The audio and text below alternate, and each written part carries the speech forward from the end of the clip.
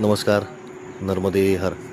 आपण आता नर्मदा मैयाच्या उत्तर तटावरती उभे आहोत आणि इथे जे दिसतंय हे या ठिकाणी हे पोयचा इथलं निळकंठ धाम आहे.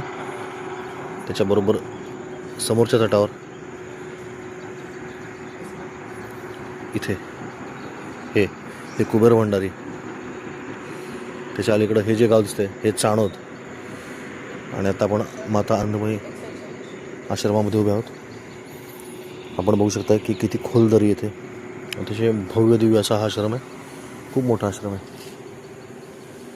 सुंदरसा मैयाचा किनारा. या बाजूला इथं समोर दिसतोय हा बद्रिकाश्रम आहे. त्याच्या पलीकडं मृत्युंजय आश्रम आहे. त्याच्यानंतर हा बरकालचा पूल आहे आणि त्याच्या पलीकडं आपल्याला लीला गोधाम आश्रम मिळतो. परिक्रमावासी बरेचदा रस्त्याने चालतात, परंतु ज्यांना खरोखरीच नर्मदा परिक्रमेचा आनंद घ्यायचा आहे त्यांच्यासाठी काठानी मार्ग हा नेहमीच उपलब्ध असतो. आपण बघू शकताय की हा घाट किती भव्य दिव्य आहे. एखाद्या 10 मजली इमारतीपेक्षा जास्त उंचीवरती आपण तो उभे आहोत. हा भव्य दिव्य असा घाट आहे. दरवर्षी मैया हा घाट तोडून वाहून नेते. तिचे खुणा आपल्याला दिसत आहेत. समोर मोठ्या प्रमाणात चालू असलेलं वाळूचं उत्खनन आपल्याला ऐकू येईल. आणि तर शांतपणे एक परिक्रमावासी चाललेला आहे बघा. हा आहे नर्मदा परिक्रमेचा खरा आनंद.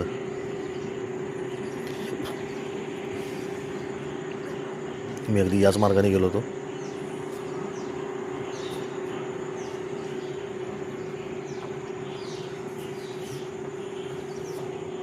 परिक्रमा ही अशी काठाने करायची असते. हा बाबाजी अनवाणी पायाने चालला आहे. आपण बघू शकताय सुंदरशी लुसलुशीत हिरवळ आहे. त्यामुळं कुठल्याही प्रकारचा त्रास या परिक्रमाला होणार नाही याची काळजी मैया स्वतः घेते आहे.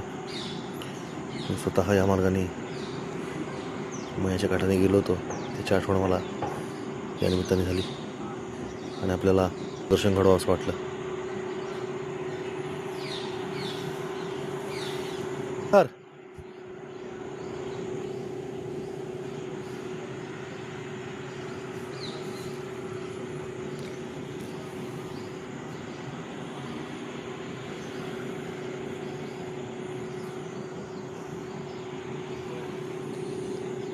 इथं राहण्याची सोय आहे का परिक्रमावासींची?